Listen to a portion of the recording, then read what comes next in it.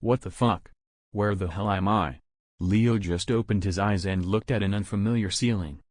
Leo is a typical weeb. He has no friends, no job, and his family abandoned him. His only friends were anime and manga. Now all of a sudden he wasn't at home anymore. Please don't tell me that I have been kidnapped. I don't even have money or anything else. He took a look around the room. It seemed like he was in a little wooden room without windows. He saw 2 doors on the other side of the room. As he walked up to them he mumbled, "I hope that I come home fast. I didn't even get to read the latest chapter of Dragon Ball." Leo stopped. He was looking at 2 closed doors. He was contemplating which to choose. In the end he chose the left and slowly opened it. Behind the door was a simple bathroom. It had a shower, a sink, a toilet and a mirror. Relieved, he walked up to the mirror to watch himself, but what he saw terrified him. The person he was watching in the mirror wasn't himself. The person had white hair and blue eyes, but the most noticeable thing was, his jaw was covered in burned flesh and held together by piercings. He was no longer Leo Blake, a weeb without friends. He was Dabi, a villain and member of the League of Villains. What? How did I end up in the body of Dabi? Please don't tell me I'm the MC of a fanfic with bad grammar. Leo stood in front of the mirror for minutes just staring at himself. I'm Dabi in HxH, he thought. Man, I thought my life couldn't get shittier, but here I stand in the body of a criminal in a world with superpowers. Wonderful. He quickly went back to his bedroom and searched for stuff that might help him. He found a face mask and a jacket. He put them on to cover his burned flesh. Then he found a wallet with his ID. His name was Toya Todoroki and he was 17 years old. He found nothing else in his room, so he went to his second door and opened it. He saw a long floor leading to an elevator. On his door was the number 187. So I'm in a hotel. He walked with a fast pace to the elevator and called it. After it arrived he went inside and pushed the button for the reception. After the elevator door opened again he walked outside into the main hall. Soon he spotted the door and went towards it. As he left the building, Leo saw for the first time after his arrival outside. The first thing that caught his eye was a big poster which said "Visit the York New City Theater." York New City. I'm not in HxH. I'm in Hunter x Hunter? How the fuck is this possible? How in God's name am I supposed to survive this world? Instead of being excited that he was reborn in Hunter x Hunter as Dabi, Leo questioned if he could survive and, more importantly, what time it was. Okay, calm down. Step 1 is to get to know what time it is, and step 2 is to sit down somewhere and think about what to do. Leo looked around and saw a newspaper on the ground. He grabbed it and read the date, September 1st, 1996. That's around 3 years before the start of the plot. Leo sat down on a bench and thought. My first task is to get money. Luckily I have experience in stealing. When I was younger I always stole to have more money, till my parents found out. Okay, then I have to go to an internet cafe and research about gangs. Somehow I have to make money even if it's illegal. With his goal in mind, Leo started to walk towards a more crowded area. Soon Leo arrived at a marketplace with many people. He set his eyes on the crowd and walked towards them and bumped into a few people while making his way through them. Look out where you are going, you little brat, an old man said. Suddenly someone pushed him from behind and screamed, Get lost, you idiot, we are having a meeting here and you are interrupting us. I'm very sorry that I've bothered you. I will take my leave. Leo stood up and left the marketplace. They didn't even realize that I stole their wallet while bumping into them. What a bunch of idiots. He. Hey you. You stole my wallet, give it back to me. Leo turned around and saw a tall man standing a few meters behind him. Before Leo could realize it, he was running away. Strangely, he felt stronger and more energetic than usual. But the man behind him also started running and chased him through the streets of the city. Leo turned into an alley, but to his shock it was dead end. The building in front of him was 10 meters tall. Out of desperation he jumped with all his might. To his shock he jumped higher than 10 meters. Crying like a baby he flew over the building and fell towards the pavement. He closed his eyes ready for the impact and for the pain, but they never came.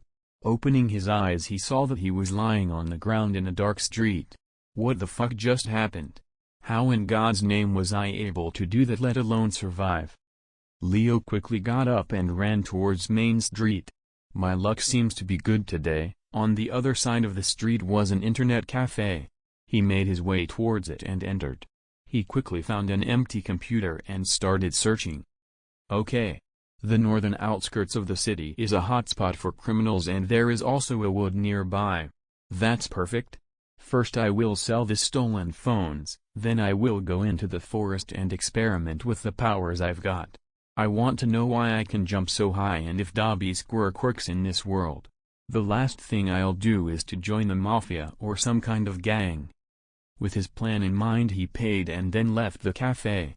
It took around half an hour to arrive in the outskirts, but soon a shop was in front of him. Jackson's shop for everyone and everything. On the internet it said he is suspected of purchasing and selling stolen products. Let's hope the internet is right. He entered the store and went to the counter. "Hello. How may I help you?" Jackson asked. He was a small, skinny man with glasses and black hair. "I'd like to sell some phones here." Leo placed 5 phones on the counter. "How did you get these phones, if I'm allowed to ask?" "Does it matter? I don't buy stolen products. Seeing your reaction, it seems like you did steal them. So I don't want them." Leo was about to scream. In front of him stood a man that was known for selling stolen stuff, refusing to buy the phones he stole. At this moment Leo decided to use the intimidating look of Dabi and grabbed the store owner by his collar. "Listen. You are known to sell stolen stuff. There are 2 ways this ends. Either you buy the phones or I'll kill you and just take your money. It's your decision." While saying this, Dabi's hands began to smoke. Okay. I'll buy the phones, no problem," the shop owner shrieked. Leo smiled at the man and took his money. Then he looked around the shop. His eyes fell on a pistol. A gun might not help in the world of Nen, but it's not wrong to know how to use them. "As a sign of friendship, I'll take the gun and ammunition. What do you think about it?" Jackson just sighed in defeat and nodded his head. With the gun in hand, Leo left the shop and headed towards the woods outside of the city. Soon Dabi arrived in the forest. If my theory is correct, then my quirk should work like a Hatsu, and Nen is something I do naturally because the jump I did before is to 100% the doing of Nen. He went to a tree and thought about some cool martial arts moves. Suddenly memories of how to fight came into his mind. What the fuck are these memories? I have never fought in my life. Could it be that I'm remembering the fights of Dabi? Then I should also remember how to use his quirk. Dabi used the moves he could remember. First in the open against hair. Then he tried it against a tree. Every hit shook the tree, and after 5 minutes the tree fell because of the continuous strikes. Oh man. I definitely became more powerful. In my previous life I would have broken my hand, but now I broke the tree. Let's see if I can use his quirk. Dabi went to another tree and started to charge his attack. Heat started to build up in his body. The moment he tried to release it out of his hands, he screamed in pain. Fuck. That hurt like shit. No wonder Dabi burned his flesh using his quirk. His right hand was smoking and he was thinking of ways to overcome this problem. I think it's time to discover Nen. He sat down and concentrated on his body. After a few minutes he felt some kind of weird aura. It seems like my aura nodes are already open and I'm unconsciously using tent to keep it from leaking. That's good. It would be a pain to start from the bottom. Dabi concentrated on his aura and tried to find a way to control it. During his meditation he forgot about time. After some time he was finally able to absorb some of his aura. That is my first step towards Zetsu. It would help me much if I could conceal my presence. Especially for stealing. When he opened his eyes it was already dark outside. He quickly got up and went back towards his hotel. When he arrived back in his room he realized how tired he was. He jumped on his bed and immediately fell asleep. The next morning he woke up full of energy. So he started his training again. After a few hours of meditating, Dabi was able to retract his aura back into his body. It isn't perfect, but it's enough for me. Seems like I'm some kind of genius. And then, After his success he got something to eat and thought about what to train next. His decision fell on Ren. Soon he sat back down and started to increase his output of aura to the maximum and hold it for as long as possible. This training continued for the next few days. He could hold Ren for around 7 minutes. 7 minutes is good enough. Now it's time for the water divination test. I'm so excited to see what my Nen group is. He got a glass filled with water and put a leaf on top of it. Then he started to infuse Ren into the water. Soon the water started to evaporate. Seems like I'm a specialist. The water evaporating fits my quirk, or should I call it Hatsu? After thinking for a while he got an idea. 10 is like a defense. So this means it should be able to guard me from my fire, but I need a thicker layer of aura around me to guard myself. This means I have to increase my aura output, so I have to perform Ren. Then I have to control it with 10, which means I have to perform N, but instead of spreading it I have to coat myself in it. This means I have to retract it like with Zetsu but without absorbing it into me. Ko is similar, but I don't want to concentrate on one body part but on my whole body. He knew that to perform this would be a pain in the ass and would take months, but he was willing to do it because otherwise he wouldn't be able to use his flames at all.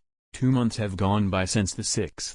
November 1996. Right now, Dabi has been training the last months to accomplish his goals. Right now he was sitting in his room holding a blue flame in his hand. Right now I can only use flames on my hands and my feet without getting burned. He made some good progress. He can boost his speed with flames, use it to attack with flames from his hands and his feet while fighting hand to hand, and he can fly for a few minutes until his aura is used up.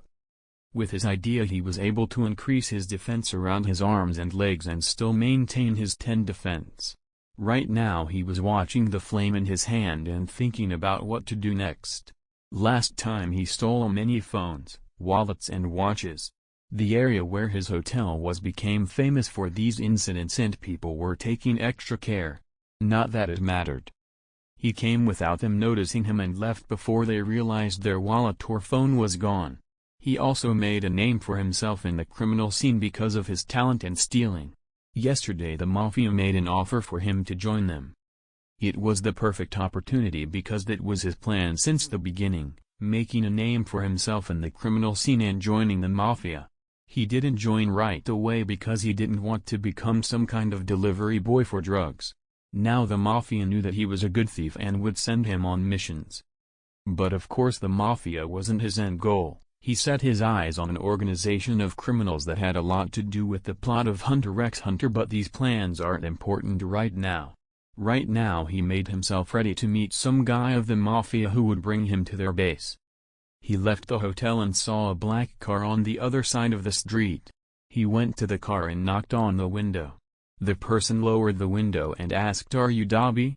"Depends on who asks." "Hop in." Dabi opened the door and sat down in the seat next to the driver. After driving for 15 minutes they entered a warehouse and parked the car. Then they went to an elevator and went down 4 stories. Then we entered a hallway and walked towards the door. In front of the door the other person stopped and told him to walk in. Dabi opened the door and walked into the room. He saw a big table with 2 chairs on opposite sides. On one chair sat a tall muscular man. He wore sunglasses despite no light being down here. "Good day, Mr. Dabi. I hope your ride was comfortable. It is a pleasure that you realized our invitation. I was interested in joining the mafia for a long time, so I decided to come and listen to your offer. It pleases me that you wanted to join our organization. But in the end, if I join you or not depends on your offer. In the end there are more organizations like yours. Our offer is that we give you tasks to steal certain things. You can get 30% of the money we get from what you stole. That sounds like a fair proposal. I will join you, but I'll only do the tasks I want to do." After talking for over half an hour, Dabi and the so-called big boss came to an agreement and Dabi immediately got his first task. After that he went home and started to train Nen again. The next day he got up early in the morning and prepared for the first mission. He was a little bit excited about his first mission, but he was also calm. Dabi recalled his mission details: break into the villa of a rich couple, Kill Mr. Parker and then steal all the money and files out of the dresser and leave. No witnesses were allowed if necessary to kill them. Dabi was slightly trembling at the thought of killing but quickly came back to his senses. Come on Leo, you are in a fictional world where killing is something completely normal, no need to be this afraid of doing this. The people here aren't even real people, there is nothing wrong with it. After his little inner conflict he left his hotel and made his way towards his mission target. For the first time he entered the rich district of York New City and was awed by the fancy buildings and big fences with a lot of security guards. After that he went to the mansion of the Parkers. Right next to their mansion was a big hotel. He entered it and got the keys to his hotel room. After he opened the door to his room he went in, closed it and watched out of the window. Right under his window was his target mansion. He watched through his binoculars and started to document the movement of the guards. There were 30 guards in total in the mansion and all of them had certain routes they walked. After analyzing for 3 days Dabi formed a plan in his head. In the night he set his plan into action. He went up to the top of the hotel and shot a grappling hook at a tree next to the mansion and waited till the guard shift changed. At that moment he had 30 seconds to get down to the mansion. He got down to the mansion and just in the second he arrived in the tree the new guards came. He hid in the tree and waited till the guards got to their positions. Then he silently dropped down to the ground and sneaked towards a window. He melted the lock and then silently opened the window. Then he spread his arm around the mansion. He could feel every person in the mansion. Then he started to move to the office.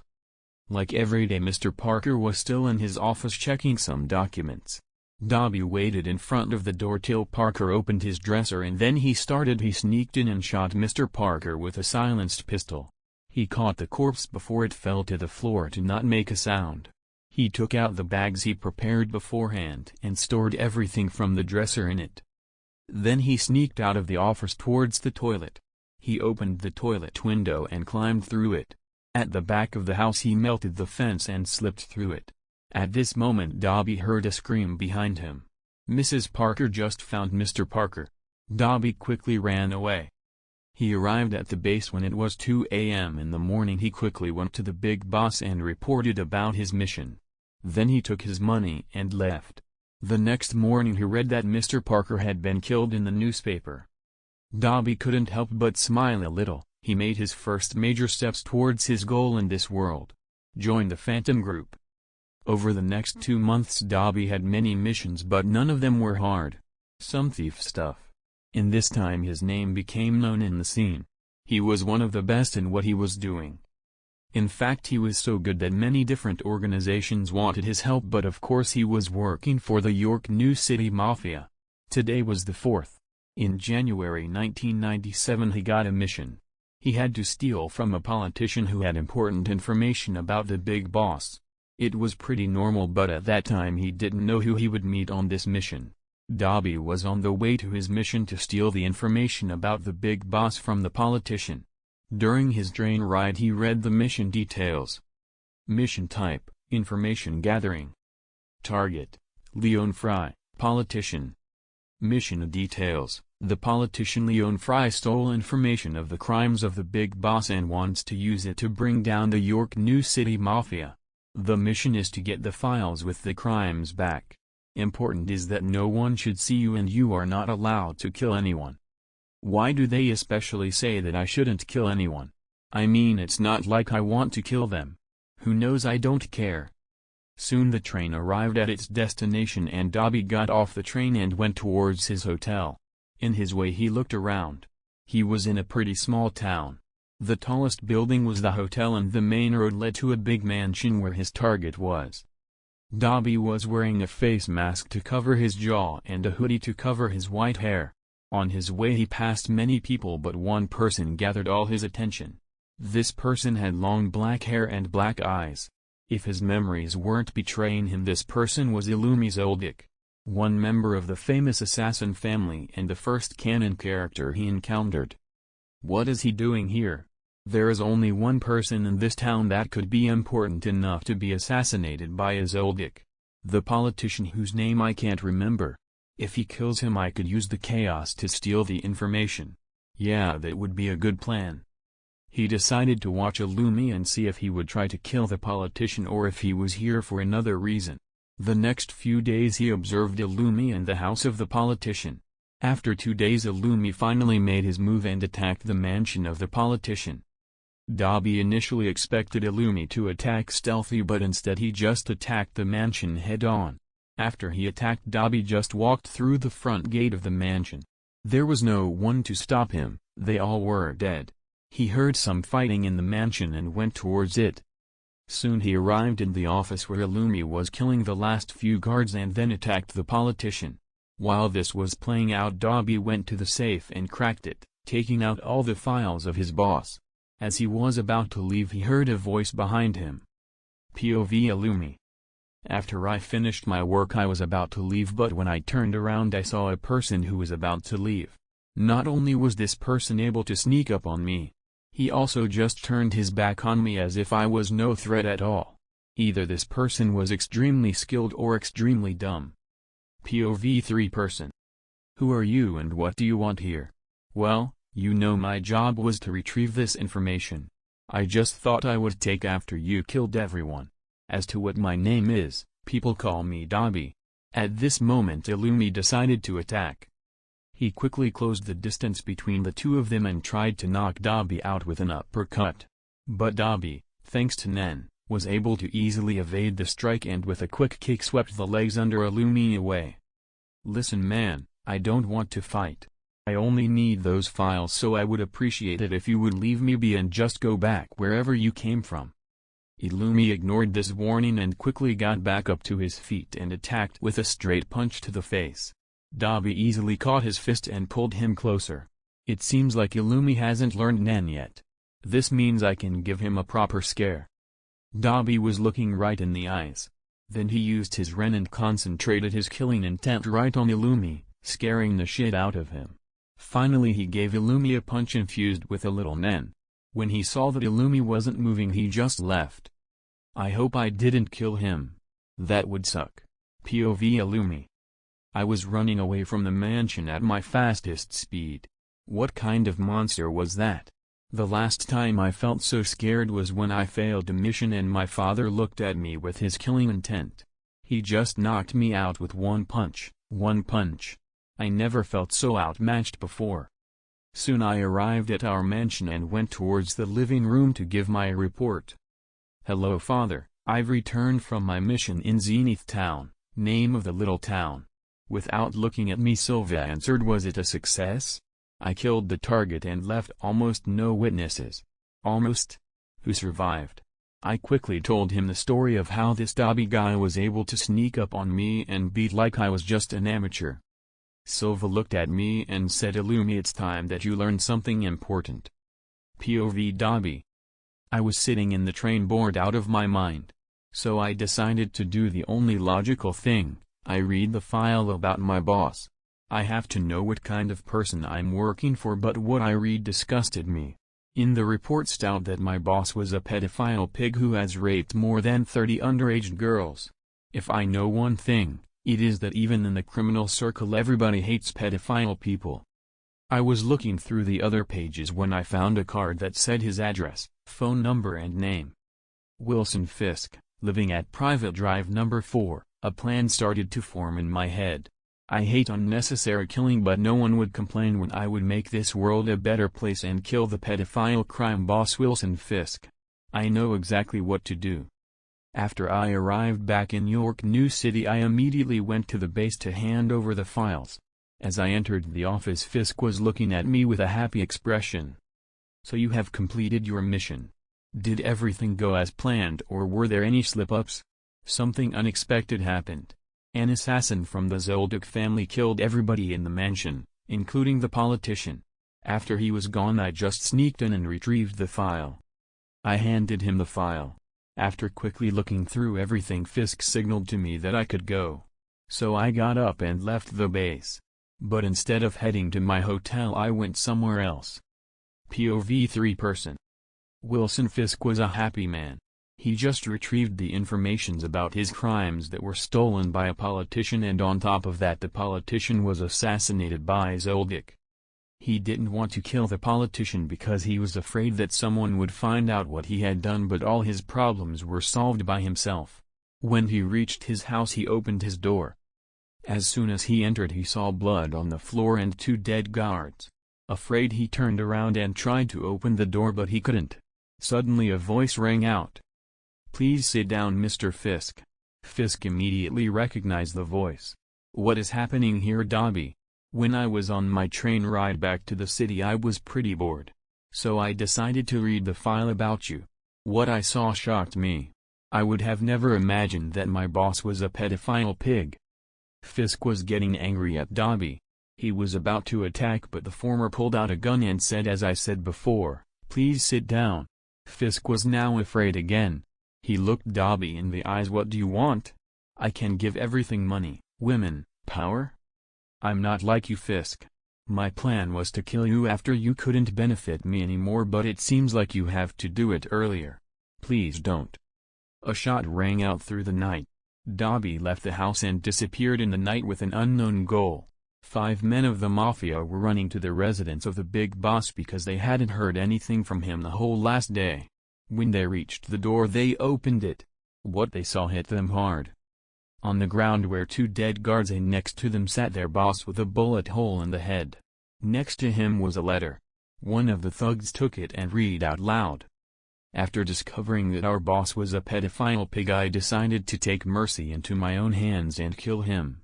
I'm no longer working with the mafia, and please don't search for me. I will kill anyone who attacks me." Dabi. POV Dabi. "I was leaving my hotel in the city to move to one outside of it. Maybe after some time I will leave the city, but first I will wait and see what the mafia does. Maybe I have to use my surprise. I was spinning a remote in my hand." Flashback. After working for the mafia for 5 weeks, it's finally time to set my plan into action. I was casually walking through our base. The last few days I've been studying the blueprint of the base for a few days. Of course I stole them out of the main office. I now know every corner of the base. I knew every supporting pillar of the base and placed small explosives there for the right time, if they got annoying to me. Flashback end. If they try something funny, I will just blow them up. It's not like I have any remorse for killing them. They all choose this part and they will have to bear the consequences. On the way to my hotel, I stole a few wallets and phones. After I entered my hotel room, I started meditating, trying to improve my nen. After 2 days I went out to buy some groceries. When I came back, I immediately noticed that a bunch of people were in my room. I could feel it through nen. On top of that, the idiot didn't even close the door right.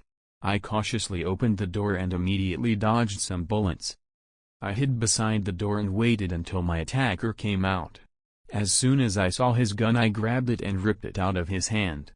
Then I slammed the gun in his face, knocking him out. I used his body as a meat shield to guard me from the bullets from the others. Then I threw his body towards them and charged at them.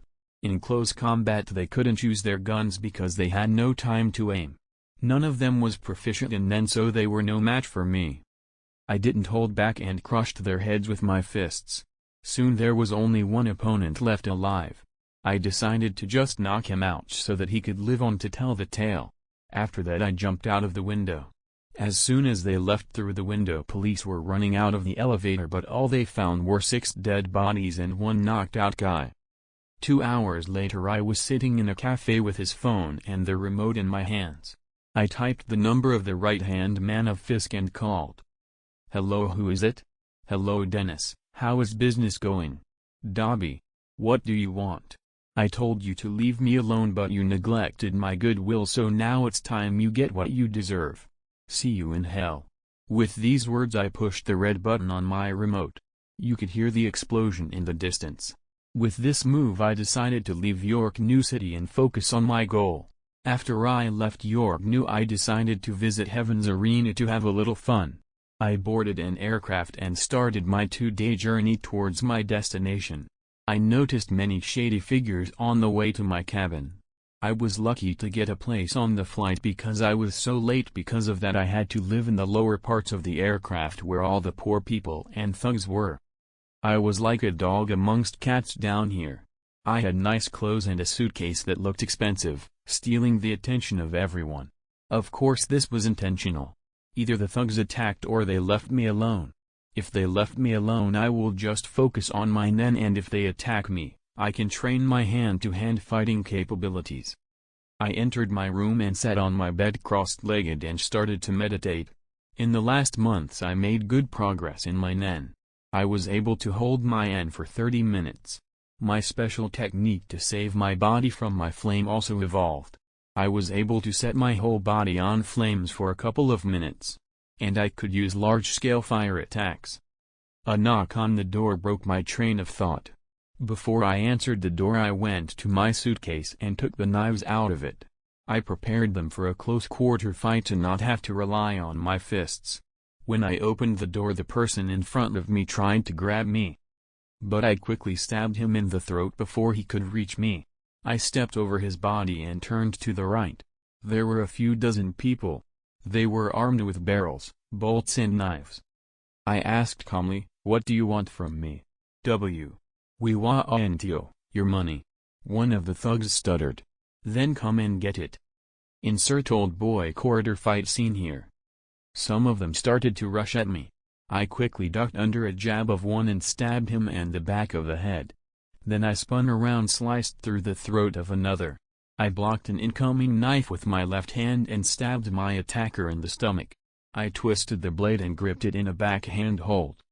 I let my arm swing backwards and stabbed someone who tried to sneak up on me in the jaw. Then I threw my knife in the eye of my last attacker.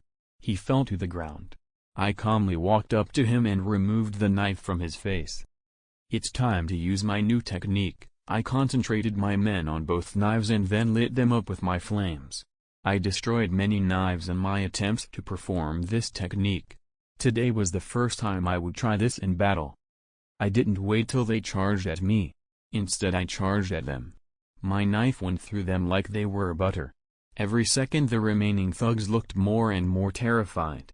Some of them tried to run away, but I killed them before they could get away. Seeing their terrified expressions, a small smile crept on my face. Now I finally know why Hisoka likes to kill people. Their look of horror when they realized they had attacked someone out of their league was like a drug to me. Before I realized it I had killed all of them. It's a pity that they were so weak. I would have liked to fight a little bit longer. There is no reason to complain now. I quickly fled from the scene of the crime and sneaked towards the higher levels of the aircraft. No one would dare to search through the rooms of the rich people. They had too much influence to be infuriated. The rest of the trip went by relatively quietly. I stole some food and a fancy suit for the landing. When we arrived I just walked through the exit like a rich passenger and no one questioned me. It's nice to abuse the system like that. Anyhow, I made my way towards Heaven's Arena ready to start with fighting. Welcome to the Heaven's Arena. Do you want to participate here or do you want to buy tickets for the fights on the 200th floor? I didn't know you could buy tickets for the fights here. Anyway, I would like to participate here. Okay, here is your number. After a few minutes of waiting I was finally called on stage. My opponent was a big fat man with an ugly face. So you little guy wants to fight here? I will crush you so that you realize that this is not meant for weaklings like you. I just looked at home bored. What an idiot, talking big before he had done anything. What an idiotic guy. As soon as the announcer gave the signal the big guy rushed at me. I think he was trying to push me away with his fatness, but I easily dodged his attack. This seemed to make him furious. Honestly, how short-tempered can one person be? I decided to end him quickly and moved with my speed past him and delivered an exquisite kilowatt chop to his neck, knocking him out. Taizu is knocked out. Dabi wins. Here you can move to the 50th floor. He gave me a ticket and called the next participants on the stage. I hope not all my fights will be this boring, that would suck. I moved to the reception and gave the worker my ticket. I received money and a key to my room. The next few weeks were the same, knock out an opponent, get my money and get the key to my new room. When I wasn't fighting I was practicing a new nen ability which I call the absolute defense. Today was the day of my fight on the 190th floor. I was excited because it was my last fight before reaching the 200 floor. As I walked on the stage, the announcer shouted, "Welcome to the fight of two prodigies. Both of them have risen to the 190 floor without losing a single match. In one corner with HxH, till now no one could keep up with his speed. In the other corner we have Dabi, he only needed one chop to the neck to defeat every opponent. Who will win today? Fight." As soon as the signal was given, HxH rushed at me. I could see that he was boosting his speed with Nen. Interesting. That's my first fight against a Nen fighter. Let's see what I will do against him. I evaded his strike and quickly widened the distance between us. I could see that HxH wasn't using Nen for long. I was disappointed. So I decided to end this quickly. I used my maximum speed to get behind him and delivered a chop to his neck. HxH fell to the ground but quickly got up again. He looked a little dizzy. He could resist my attack. I'll have to attack with more force. Before my opponent could get enough time to recover, I rushed at him and delivered another chop to the neck. This time I used more force and I could feel his spine break. Oops. Seems like I've crippled him for the rest of his life. It sure is a pity. He could have reached great heights with his potential. Hey, well, not anymore. Dabi wins with a knockout. I left the ring with my ticket to the 200 floor, got my money and went to my room. After that I went to register myself. While doing that I suppressed my Nen to seem like an amateur. As I reached the registration, a strange guy with a walking stick and one metal leg came up to me. "Hello. You seem to be new here on the 200 floor. Hee, that's right. I just won my fight on the 190th floor." I acted like I was a little nervous. "How about you fight me for your first fight? I'm not that good, so you would have a competitive first fight." "That's a great idea, Mr. Guido. Mr. Guido, thanks for your help. How about we fight on the 13th of March? Seems like a good idea." They settled on the date of the fight. When Guido left I quickly enchanted my hearing. What an idiot. I will cripple him like I was crippled when I first fought here. That will teach him a lesson to not trust other people. I grinned evilly at his back and muttered, "Let's see who gets crippled, old man." I decided to watch a fight on the 200 floor to see what the fighters got. The fight was Castro vs HxH. Castro? Isn't he the guy that got his ass clapped by HxH? Now I remember he wasted his potential because he used a Nen group he had little potential for. What a pity. Welcome to this fight on the 200 floor of the Heavens Arena. We have two contenders. The first one is Castro. He recently won his first fight here and today is his second. Watch out, he packs quite a punch. The other fighter is HxH. Today is his first fight. He advanced with lightning speed towards 200 floors. He didn't even lose a single fight till now. Let's see if this trend continues. Fight.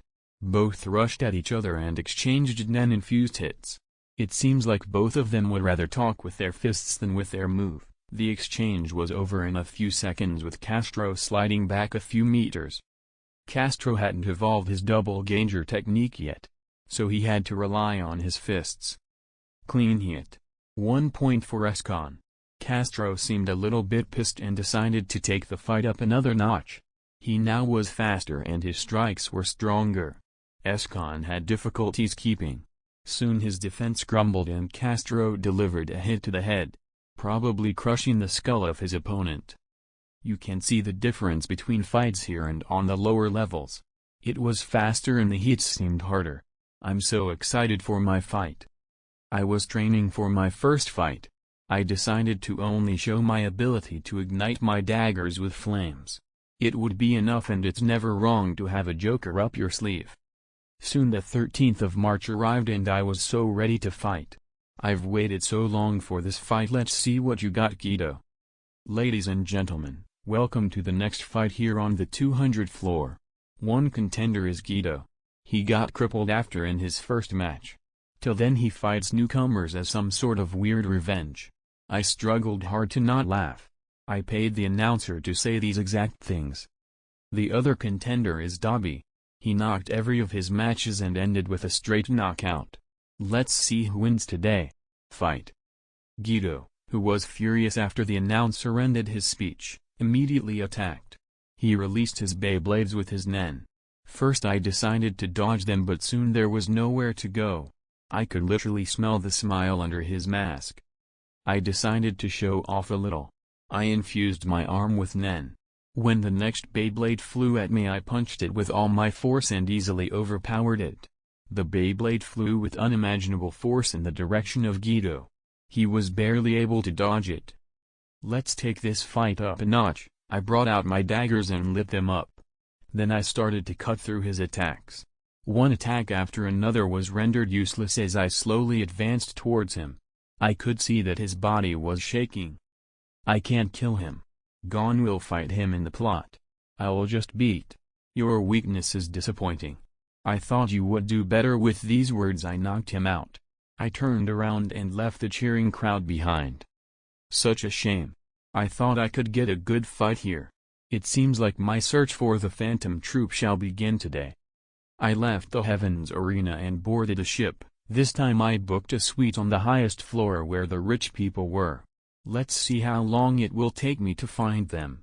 I only need one to find the rest. Then I'll kill one of the less important characters. My destination was Meteor City. It's the city where the Phantom Group originated from. Maybe I'll find some clues there. After my flight arrived, I had quite a long way ahead of me. No flight was directly heading for Meteor City. It was a vague plan, but I couldn't come up with something better. After 2 hours I finally arrived at the Hills of Trash. What should I do now? Should I just walk around and ask for the Phantom Troop? If I do it, I would most probably be attacked. I decided to gather information in famous places. I informed myself about hotspots like bars or borders, not to amuse myself but to gather information. After 2 days I finally heard information about the Phantom Troop. Have you heard the latest news about the Phantom Troop? No, what about them? It's rumored that they are about to break into the most secure bank of the world in Zaban City. Where have you heard that? Somebody I know is a friend of a member of the Phantom Troop. Really? Cool. When the guy left who talked about the troop, I followed him in the distance, and when he reached his home I waited for a few hours and then acted. I broke down his door and grabbed him by his neck and pushed him against the wall. What do you want from me? What do you know about the Phantom Troop? They are going to rob the most secure bank in the world. I already know that. Tell me something new. I don't know anything else, but my friend knows more. What's his name and where does he live? His name is Tatsuna, he lives on the west side of the city. Thank you for your help. I went to the door, then I turned around and set the whole building on flames. Don't leave any witnesses. That's what I learned from a TV show. Anyway, I headed towards the part of the city where this Tatsuna lived. After 1 day of searching I found him in a bar. When he left I followed him, and in an abandoned alley I sprang into action. I brought out my dagger and pressed it against his neck. What do you know about the Phantom Troop? They are in Zaban City. Tell me something new. They are hiding in the ruins of an old temple outside the city. A friend of mine is a member. What's his name? His name is Balone Love? Thank you. With these words I cut his throat. It's time to see the Phantom Troop firsthand. After I arrived in Zaban City I went to my hotel room and prepared myself. Before I make my move I will watch the Phantom Troop from a distance. If they discover me, I'm fucked. Maybe I could fight 4 or 5 members at the same time, but not all of them. I headed out to the abandoned temple outside the city. I suppressed my nen with Zetsu when I reached a certain point. Then I sneaked closer. I was so close I could feel their nen and I could hear them talking. In 2 weeks we will rob the bank, so prepare yourself. Failure is not an option. Why do we wait for so long, boss? We could just rob the bank right away. The security guards are vigilant because Bonalinov failed to keep our mission secret. In 2 weeks they will relax and think it was just a rumor. Then we will strike. I'm sorry, boss. I drank too much and then another detail slipped out of my mouth, but no important facts have been revealed. How wrong you are. You've given the info about your secret hideout. Not important at all. I decided to move away and wait. After a few minutes the mummy left the hideout for the city. I silently followed him for 2 hours till I found the perfect opportunity to execute my plan. Everything has been staged perfectly. It's time to show myself to the group of the greatest thieves. It will be a show they will never forget. The stage was perfect. Benolanov just drank a few beers. He was heading towards an ally with no person else and a camera filmed everything. "No, it's time for my grand entrance." I lazily walked towards him. He didn't really mind me. When we walked past each other we pumped our shoulders. "It's time for my act to begin. Hey, watch out where you're walking, you fuckhead." I pushed him against the wall. This was enough for a drunk Benolanov to get mad and attack me. Sadly for him, he wasn't really good at using Nen. I easily dodged his strike and pulled out my daggers. "It's time." With these words I stabbed one dagger in his stomach. I ignited the other one with flames and stabbed it into his heart. Everything was visible to the camera. With the death of one Phantom Troop member my play ended. I always wanted to say a cool one-liner before killing someone. I felt so cool, but most probably it was very cringe. Anyway, let's see how long the Phantom Troop takes to find me. It will be cool meeting them. POV Krilo. Benolanov has been missing for a few hours. He is never late. Calm down, Sphinx, maybe he had some difficulties on his way back. If it helps you, you and Phaeton can search for him. Come on Phaeton, we're leaving. I was relatively calm. There are not many people that can be a threat to him. After 2 hours Sphinx and Phaeton came back with shocking news. He has been killed. What? How? Maki screamed in disbelief. He has 2 dagger wounds. One in the stomach and one right through the heart. The good thing is, there was a camera at the scene that filmed everything. Have you watched the footage? I was a little bit sad but more intrigued about who beat him. No, we didn't have a chance to watch it. What are you waiting for? Maki, calm down. After some difficulties with the computer we were finally able to see the confrontation. Benolanov bumped into a guy with white hair and a mask. The other guy pushed him out of the way. This seemed to infuriate him, so he attacked. The killer easily dodged and stabbed him 2 times. The second dagger was lit on flames. What an intriguing Nen ability. I know who this guy is, Nobunaga shouted. Really, who is he? That's Dabi, he wiped the whole Yorknu Mafia out. Let's get him. We have to find him first. POV Dabi. 1 day later. I heard a loud knock on the door. They're finally here. It took them quite some time. I thought they would be faster. While I was opening the door I could feel danger. I quickly brought out my dagger and blocked an incoming sword. I lit up my dagger and immediately went on the offense. One slash after another got blocked by my opponent. But I was pushing him against a wall. With a twist of my blade I broke his defense and was ready to kill him. Before my attack could hit him, it got stopped by some strings. I jumped back and looked around. Suddenly 12 people appeared out of nowhere. What do you want from me? I had to play along. You killed one of us, Sphinx shouted. And who is us, if I'm allowed to ask? We are the Phantom Troop and you killed one of our members. You mean the Phantom Troop? Was this mummy a member of your group? His name was Benolanov? Nobunaga, calm down, Krilo said calmly. We have some strict rules. If someone from our group gets killed, the killer either joins us or we kill him. So you are here to kill me? Or recruit you? Join us or we will kill you. That was exactly what I wanted. I will accept your offer. That's good, come with us. I will introduce you to everything and everybody, Krilo said with a smile. Just because you are a member of the group now doesn't mean we accept you. Leave him be, Nobunaga, he just joined the group. We went back to our hideout. This is my first step towards greatness in this world. After we entered the hideout Krilo spoke. Introduce yourself to our new member. After the introduction there was an awkward silence. So, why are you guys here? What do you mean? I mean, are you guys always chilling here in the temple? We are here to steal all the riches of the world's most secure vault ever. Krilo spread his arms and looked to the ceiling. Okay.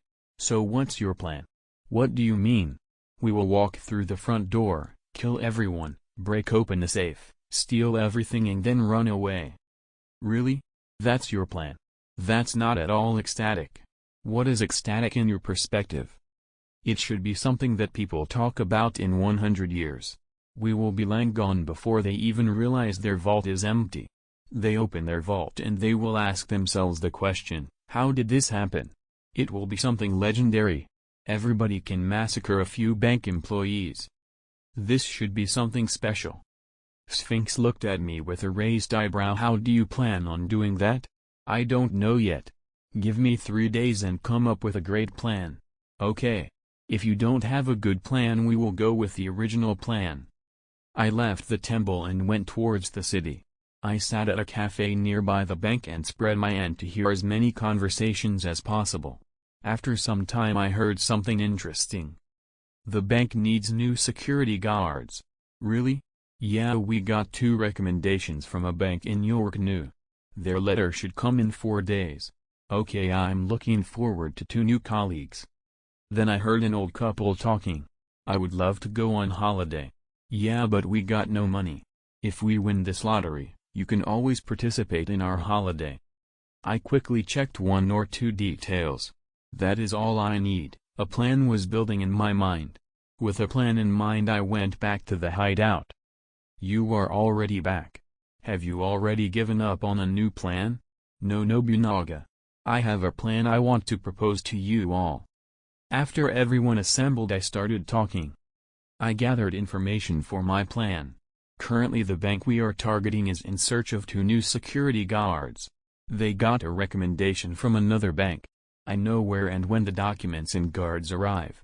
It would be easy to swap them with 2 of us.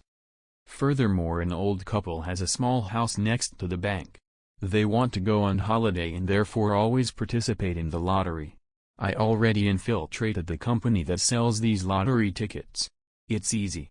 So my plan is, while the old couple is on holiday we can use their house.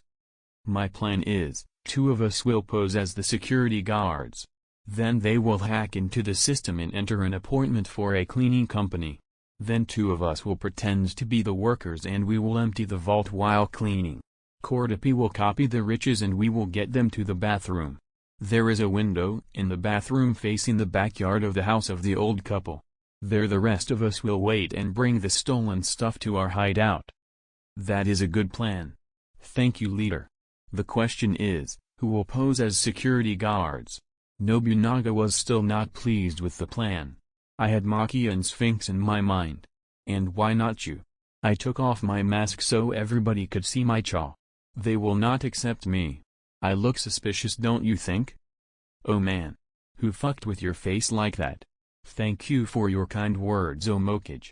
My jaw looks like this because of my ability. When I was not as good as now I used to burn my flesh. Not anymore. We decided that Maki and Sphinx will pose as security guards while Franklin and I will be the cleaners. We would smuggle Cortopi with our cleaning material in. Everything is settled, let's start with the preparations. Everybody knows what to do. Let this be a memorable event for the world. Let us become legends. With these words we started preparations. It was a cold night. Me and Phaeton were standing in front of the company that produced the lottery tickets. Remember the plan. We break in. Search for the winning digits of this week's lottery. Then we steal the winning lottery ticket and plant it on Mrs. Wangdu, the lady of the old couple. I'm not stupid like Nobunaga. I will do it sneakily, don't worry. I liked Phaeton. Not much talking but just fulfilling the task. We waited till the CEO of the company left the building. Then we sneaked in. The place was heavily guarded because the winning digits and the right ticket were worth millions. We easily sneaked past the guard. I only had to restrain Phaeton from killing a guard once. All in all a success. We got the winning digits easily. The winning was a different story. The production hall was a different story. The place had massive steel doors, so we had to get creative. I melted one of the windows and we climbed in. We stole the ticket and went back to the hideout. At the same time with the other group. Nobunaga, Maki, Sphinx and Omokage were tasked with killing the 2 new security guards and exchanging their papers. This was a difficult task because they had to kill all personnel on the train. After they've done this there would be no going back from the plan. They had a time window of 2 weeks before they would get found out. HxH signaled with his hands to begin the attack. They went through different windows and stood in a small corridor. 6 guards were standing in front of them. Before they could react, Sphinx had already twisted their heads 180 degrees. The only thing separating them and their goal was a door. They broke it down. Now people in special clothing were standing in front of them. What do you want from us? It's not like we are transporting something of value. You are only wasting your time. You are pretty important for our plan. Or at least where you work is pretty important for us, Nobunaga said in a threatening tone. You want to break into the world's most secure vault. Then you're a bunch of idiots. Not even the Phantom Troop could do that. Let's see. With these words Nobunaga chopped their heads off. They quickly exchanged the documents and cleaned the massacre. After that they went to their position. Maki and Sphinx would take the role of the 2 new guards while HxH and Nobunaga would pose as their escort. After a while Maki got a text message: everything has been settled. Phaeton and Dabi have stolen the ticket and have planted it already. That has been a really good plan till now. I have to say, Dabi is a genius. I wouldn't talk too early, HxH. We haven't gotten anything so far. Don't be such a pessimist all the time, Nobunaga. Why do you hate Dabi so much? He killed Banolanov? How can you accept him, Maki? Banolanov attacked first. Dabi didn't have the intention to kill him. It's Bonolanov's fault if he attacks someone stronger. Just think about how many people hate us because we killed someone close to them. Yeah, you are probably right. I should give him a chance. This will be a long 2 days till we arrive. For sure. 2 days later. Welcome to Zaban City. You must be our 2 new security guards. Yes, we are. Here are our documents. These 2 are our escort. They will be staying here for a few days. I understand. Harold will show you your apartments where you will be staying. Then he will show you around the bank and get you accustomed to your colleagues. Harold drove them to a 3-story building where all guards stayed. Then he showed them around the bank. You will be staying in the control center and watching over the cameras. After some time you can go out on patrols or guard the safe. All in all it's a pretty chill job. No one dares to rob this bank. We have the best guards and the best security. After Harold left, Sphinx said, what a great coincidence. We can easily hack into the system now and enter an appointment for a cleaning company. Luck is on our side, Maki agreed. Hacking into the system was more troublesome than Maki and Sphinx thought. They always had a 3rd guard with them. Eventually they were able to poison his food, so he had to go to the toilet. Then they proceeded to hack into the system. That was more difficult than I thought. What was the fake company called? Almighty Cleaners. What kind of a shit name is that? I wouldn't pay a company with this name. Who cares? Just enter the appointment, you idiot. 2 days later. Oh my god. I don't believe it. What happened, darling? We won. We won the lottery, 60 million. We are going on vacation in Japan. I don't believe it. After all, your obsession with the lottery has made us rich. I will book the next flight to Japan. We have to look for a 5-star hotel on the beach. This will be the time of our lives. Should we just buy a house in Japan and sell this one? I don't think we should. All our friends are here. Let's talk about this later. Pack your bag, our flight leaves in 3 hours. POV Dabi. After the old couple left, I took out my phone and called the leader. The adler left its nest. What is this supposed to mean? The old couple left for Japan. We can use their house now. I would reckon you come and settle in. We are on our way. 2 hours later, all of us except for Maki and Sphinx were standing around a table in the basement of the house. Dabi, HxH and Frank will play the role of cleaning personnel and smuggle Kortlepi in. They will fill their carts with the golden money from the vault and bring it to the window in the bathroom. We will take it and bring it away. Does everyone understand this plan? Yeah. Do we already have a van for our play? Asked Nobunaga. I already worked it out. The car is in the garage currently. I bought the cleaning material, the carts and our outfits. Oh, that's great. Thanks for that, Dabi. So anyway, prepare for the heist. In 2 days it will be show day. 1 day later, Dabi, Frank and HxH were standing in a room full of gold and money. Everything is placed like the picture Maki sent us. Good. A few hours ago Maki sent us pictures of the blueprint of the vault and all the camera angles. We rebuild the whole vault in the basement and were filming some footage. When we would empty the vault, Maki would let the video play so no one would get suspicious. So we started to pretend to be cleaning the fake vault. We worked for exactly 10 minutes and then left. 2 days later, a white van with a big print saying Almighty Cleaners. 3 people stepped out of the car. They were Dabi, Frank, and HxH. Good day, sir. We are from Almighty Cleaners. We have an appointment today to clean the bank. Oh, welcome. Yeah, I've been informed about that. Please wait here for a little bit. 2 guards will watch over you while you clean. We waited for around 1 minute before the guards arrived. They were none other than Maki and Sphinx. They made a routine check and accidentally missed Courtopy. They are clean. We were escorted inside and to the vault. You will start with cleaning the vault. Then we will check the garbage you take out. Is that clear? I have to say Sphinx is playing his role really well. I just nodded quickly. The moment we entered the vault, Maki pressed a remote. She turned to us and said, we have 10 minutes now.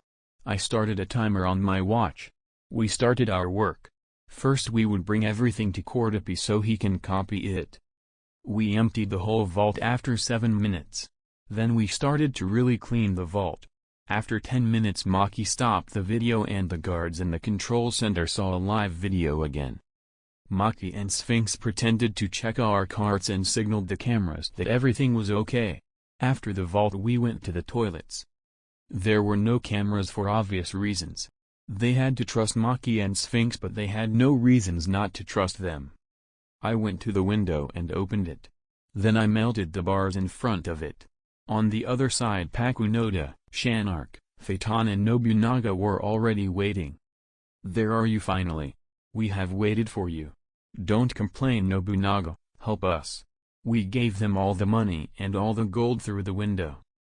Before Courtopy left he copied a little trash so no one would get suspicious if they checked the carts at the exit.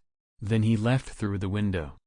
After 1 hour of some alibi work we left the bank. At the exit 2 other guards were checking if we took something valuable outside. Of course they found nothing. We stored our carts in our van and drove away. We went to an abandoned zone under the bridge and disposed of the trash.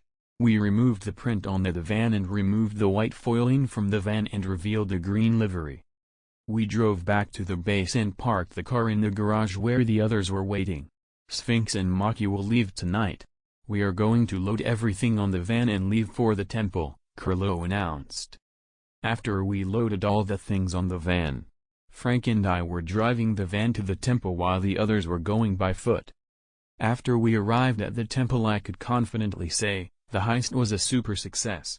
Maki and Sphinx left their apartment in the night and reached the temple without any complications. After they arrived Kurlo made an announcement, now that everyone is here, I can hereby declare this heist a success. This day will be remembered forever as the best heist ever. All thanks to the brilliant plan of Dabi. Thank you, leader, but without the work of all of us nothing of this would have been possible. Tomorrow morning, when the bank opens and they check their vault, they will only find 1 gold bar. Why did you leave 1 gold bar in the vault? Nobunaga asked. It's fairly simple. A spider is engraved in the gold bar. This will be all the evidence they will find. It will give some extra flair.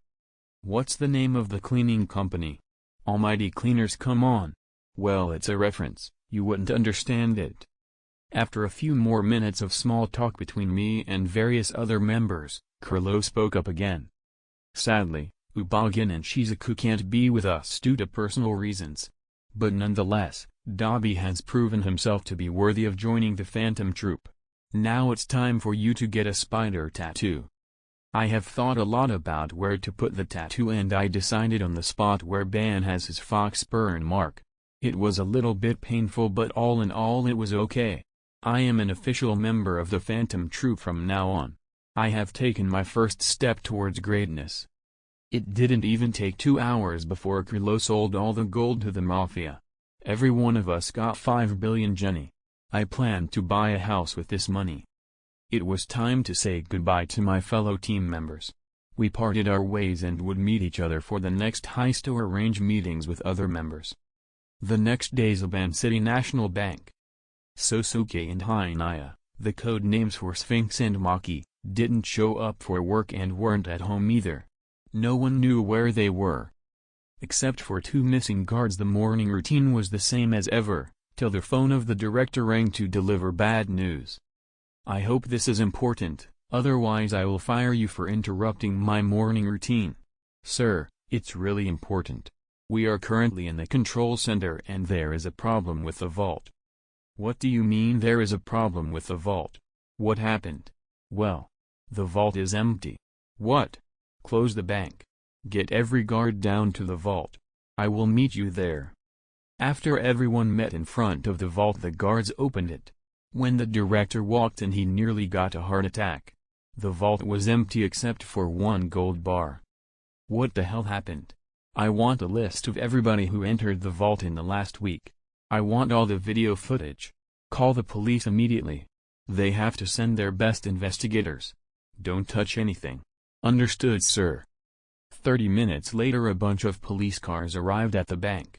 A handful of investigators and a big group of officers left the cars. You are the director? Yes, I am.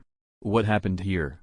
Well, we were just about to open the bank, but then we realized that the vault was completely empty. Show me the vault. The director leads Detective Windy to the vault.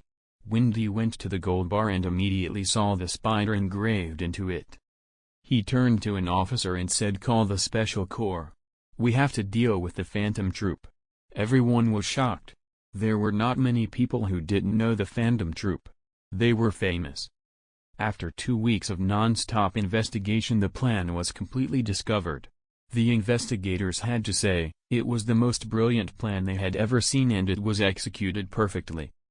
The Phantom Troupe was already long gone, and the story of them robbing the most secure bank in the world without any complications helped them to become even more legendary. Meanwhile, Dabi was in his newly purchased house in Japan, meditating to further improve his nen. 3 months have gone by since the heist. It's the 22nd of June. I was in my house all the time and worked on my new ability. I call it the Absolute Defense. Basically, I spread my nen in a radius of 2 meters around me. It is similar to Nobunaga's nen ability. I can feel everything that enters my domain. So when something enters my domain, my nen immediately guards me and is set on fire. For the attacker, it was like hitting an impenetrable wall that burns you if you are not guarded with 10. Right now I was chilling on my bed doing nothing. Suddenly I got a call from Maki. "Hello Maki. Why do you call? The leader requested us to have a meeting. We have a new member. Who was defeated. Omokage was killed by someone. I'm just killing Omokage right away. We are meeting in your new city in the Mafia district. You know the hall that blew up half a year ago? We are meeting there. I will come." So it's finally time to meet Hisoka. I wonder what it's like to meet him in real life. I hope he isn't that creepy. There were no complications while traveling. I arrived 2 days later in Yorknu and went towards the hall I blew up half a year ago. Good old memories. After I arrived, I entered and was immediately attacked. 2 playing cards came flying towards my face. I quickly dodged them. My opponent was none other than Hisoka with a huge smile on his face. He rushed at me at top speed. At this moment I decided to test my absolute defense. I activated my domain and let Hisoka come. The moment he entered the 2-meter radius, my firewall was starting to form. He sent a punch towards my face only to be blocked by a wall of fire. I struck through the wall and grabbed his face. Then I dispelled the wall and boosted my knee with fire towards his face. I hit him so hard that he was sliding back a few meters. He was bleeding from the nose and his smile grew wider. HxH wanted to rush at me again, but suddenly Krillo's voice rang out, "There is no fighting between two members of the troupe. Please restrain yourself." I went towards HxH and said that was a good little spar. He looked at me creepily. "You are really strong, I want to fight you someday." What a battle maniac. I just left him standing where he was and greeted the other members. Seems like I was the last one to arrive. After everything settled down, Krillo started to speak. "We have assembled today to welcome a new member into the group. His name is HxH. He defeated HxH in a battle and will take his place. You were away for 3 months and 2 of our members get replaced. What a shame, I always liked HxH. Yuvagian literally shouted right next to me. Why is HxH accepted right away? I had to perform a difficult heist to get accepted. Whatever, he is strong enough. After HxH was accepted, he immediately went up to me. "Hello, my name is HxH and who might you be?" "The name is Dabi. It's nice to meet you, Dabi. I have to say that was a good little spar. I found it quite annoying that you attacked me without a reason." He smiled at me innocently. "I thought you were an intruder. I just wanted to kill the intruder." What an asshole. I know that he just wanted to fight and attacked the first thing in his sight. He is lucky I didn't kill him. We had a little small talk. Krillo told us that we could leave if we wanted. HxH literally followed me till the door of my house talking with me about some bullshit. This clown is really, really strange. Just like the Joker from Batman. Now that I think about it, is HxH based on the Joker? Next up is a time skip. The plot of Hunter x Hunter will start soon. In the time after HxH joined the Phantom Troupe, not much happened. We had only 2 meetings and stole from a rich politician. The highlight was that HxH failed the Hunter exam. Flashback. Ha ha ha. You failed the Hunter exam? How? One examiner was really getting on my nerves. So I decided to show him his place and attacked him. I got disqualified because it is forbidden. I always knew that you would get in trouble for your lust for battle. You got what you deserved. Flashback end. As you might have realized, HxH and I got along fairly well. Maybe it's because we both like to fight, or maybe it's because he wants to kill me when he gets the opportunity for battle. Our relationship is like that of Illumi and HxH in the anime. As we are already talking about Illumi, I met him too. It was a strange meeting. I was just strolling around my neighborhood when I bumped into him. He immediately realized who I was and tried to attack me. After a short fight, I knocked him out and took him with me. Flashback. Hello. I will forgive you for attacking me, if you tell me why you are in my neighborhood. Illumi was in front of me tied up to a chair. He didn't want to speak, but after a few hours of silence he said, "I got a job to do." "What kind of job?" "I am tasked to kill Mr. Toshinori." "Toshinori? Who wants to kill him?" "It hasn't anything to do with you." "Why should I tell you? Toshinori is my neighbor. I should know who tasked you to kill him. He defected from the mafia. They tasked me to kill him." "Was it so hard to tell me?" I released Illumi and let him fulfill his task. Other than some annoying questions from the police, there were no consequences for me. Many more little things happened, but these are stories for other times. Right now I was sitting in my living room opposite HxH. He contacted me because he wanted to talk about something important. Come on, it would be fun. Killing some idiots who think they are strong. If you pass, it could give you huge benefits. You can travel wherever you want to kill without any penalty. You just want me to come so you can fight me without the leader realizing. Come on, it would be fun. Illumi is coming too. You're just like a little child complaining about everything. HxH wanted to convince me about accompanying him and Illumi to the Hunter exam. Of course I will eventually say yes. Okay, I will come with you, but there will be no fighting between us. You don't attack me and I don't attack you. Understand? HxH was a bit dissatisfied, but he agreed. When do we leave? In 2 days. No fighting. If you attack me, I will kill you.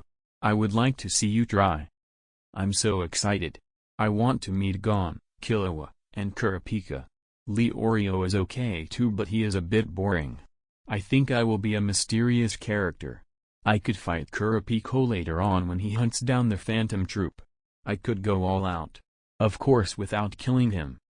2 days went by in the blink of an eye and Hisoka was standing in front of my door. I put on my coolest clothes and a mask. Then I followed Hisoka to our aircraft. The flight was uneventful. Soon we arrived in Zaban City and went towards the restaurant. Welcome to our restaurant. What do you want to eat? We want the steak menu. Medium rare. Please wait in the private room. After we entered the room I said to Hisoka as soon as we are in, I don't understand. You are always so mean to me. Can't you be a little bit nicer? I just shook my head. After a few seconds the room started to go down. I was mentally getting ready to start the plot. I really want to see everything up close. At this moment the door opened revealing the underground passageway in all its glory. Around 40 people were already there. I got my badge saying number 45 and quickly distanced myself from Hisoka. I was looking around. A few minutes went by when suddenly someone spoke to me. Hello. You are new here. My name is Tumpa. I'm kind of a veteran regarding the hunter exam. There he was, the famous Tompa who loved to kill newcomers. I smiled at him. Hello Tumpa, my name is Dabi, it's nice to meet you. As sign of our friendship, let us drink some lemonade. I can sense his insincerity. I stopped smiling and grabbed him by his collar. Listen to me, you idiot. First of all, we are no friends, and second of all, I know exactly what you want to do and I would recommend you not to do it. I let him go and watched him run away. Maybe I've overdone it. Who cares? A few minutes went by. Then it happened, the door opened and out of it stepped Killua. After he got his badge his eyes darted around. Our eyes met and I could feel him getting even more vigilant. I just smiled and looked away again. Killua POV. What was that feeling? It felt like a bear looking into the eyes of a rabbit. I only feel this sensation when my father looked at me. I went towards the edge of the room and leaned against the wall. After some seconds a strange guy came up to me. He was fat and small for an adult. Hello young one. I've never seen you around before. This must be your first time here. My name is Tumpa. What's yours? My name is Killua. Killua, as a sign of our friendship, let's drink lemonade. Thanks. While drinking it I could already taste the poison. What an asshole going around and poisoning rookies. POV Dabi. A few hours later, oh my god, is this boring. I've been waiting for such a long time now. Nothing is happening. I should have eaten first. I've already given up trying to keep watching the protagonist group. I just want this damn thing to start. At this moment I heard a child's voice. I think the lemonade is not good anymore. It tastes kind of weird. Oh, I'm sorry, I must have taken the wrong box. POV Tumpa. What is going on with the rookies today? First the guy with the mask scaring the shit out of me. Then the computer freak knows exactly who I am. The ninja who is terrible at keeping secrets but also kind of smart for not trusting anyone. The creepy guy with the needles. I'm not going near him, and now this kid who tasted the poison even though it should be impossible. At least one fell into my trap. Hey Tumpa. What? Can I have more lemonade? I'm really thirsty today. No problem here. Really strange, that's his 5th bottle, so much poison should be life-threatening. Don't worry, I'm immune to poison. What? Killua just left after that. The rookies this year are really something else. But that makes it all the more exciting to break them. POV Dabi. All the participants are here now, the exams will be starting soon. As if it was scripted by some higher being. In the moment I thought about, a huge door opened and revealed Satots. All participants have arrived, please follow me. With these words Satots began walking up front. With each step he became faster. After some time he said, excuse me, I forgot to introduce myself. My name is Satots, I'm your first examiner and will lead you to the second exam. The second exam? What happened with the first exam? This is the first exam. Hanzo was really stupid. I mean, it was kind of obvious, but anyway. I kept myself at the front and didn't do anything noteworthy. I don't want to put myself into the spotlight with some funny moves. It was relatively relaxing. All you could hear were the steady steps on the floor, till a certain old-looking teenager began to scream about not giving up. Naruto would be proud of his speech. But with his tie tied to his forehead he looked really stupid. Especially because he was sweating like crazy next to two kids who looked relaxed.